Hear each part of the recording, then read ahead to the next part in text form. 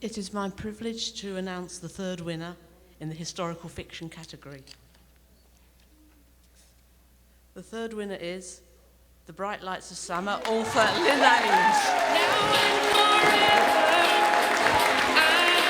Will Lynn Ames come to the stage, please?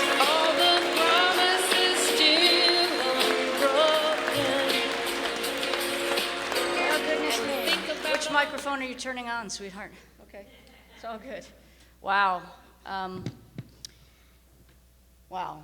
Isn't that the most beautiful cover you've ever seen? Thank you, Anne McMahon, famous cover designer, for the most beautiful cover I've ever seen. That cover, that woman on that cover is a real ball player. That is Estelle Ricky Cato.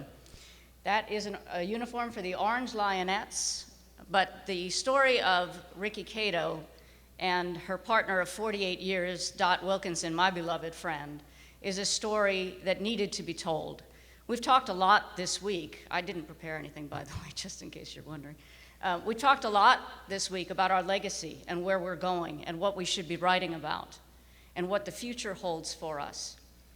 And as I look forward and I think about marriage equality and I think about our next fight for workplace rights and so on and so forth, I know that Mary Ann and Sandra asked the question in their section in their master class about what we should write. Where do we go from here? What kind of stories will we be telling?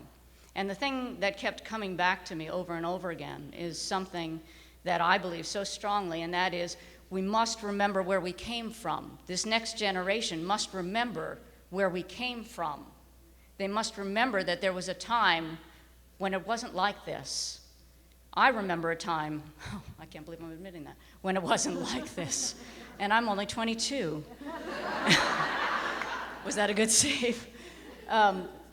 When I became friends with Dot Wilkinson, who is widely believed to be the greatest catcher who ever played the game of women's softball, she was called by Sports Illustrated in 1962 the female Yogi Berra.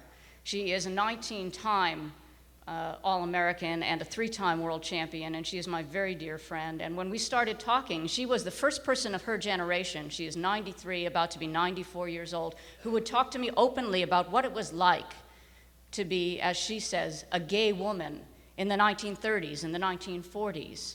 And she talked with me quite openly, and she still does, about these things. And I began to think, we must tell these stories. We must tell the truth about what it was like back then, about what it felt like back then, in order to appreciate where we are going and where we are right now. And so I prevailed upon Dot. I begged her on my knees to let me write fictional characters in her very real world, and she was very nervous about it. She wanted me to wait until she died, and I told her I didn't have until she was 150. She just got her driver's license renewed the other day. She wants to come pick me up from the airport tomorrow.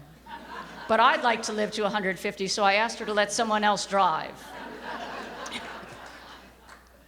But I set out to tell Dot's story, and to me, the fact that GCLS and the judges and all of you have appreciated this story and have appreciated where Dot came from and have taken her into your heart, as I know you all have, makes me so proud and so pleased on her behalf. And every time Dot picks up this book and reads it, and she's read it about 10 times now, she says, I feel so good going back there. And she touches the cover and she says, that was my girl.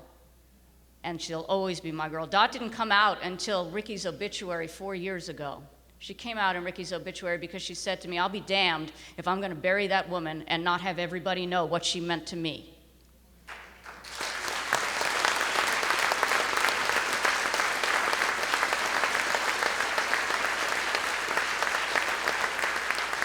So I'm going to take this award back to Dot tomorrow night, and I'm going to hand it to her. And I'm going to thank her for being brave enough to stand up and tell the truth about what it was like back then, so that we can appreciate what we have and we can appreciate where we're going. So thank you very much for Dot and for me.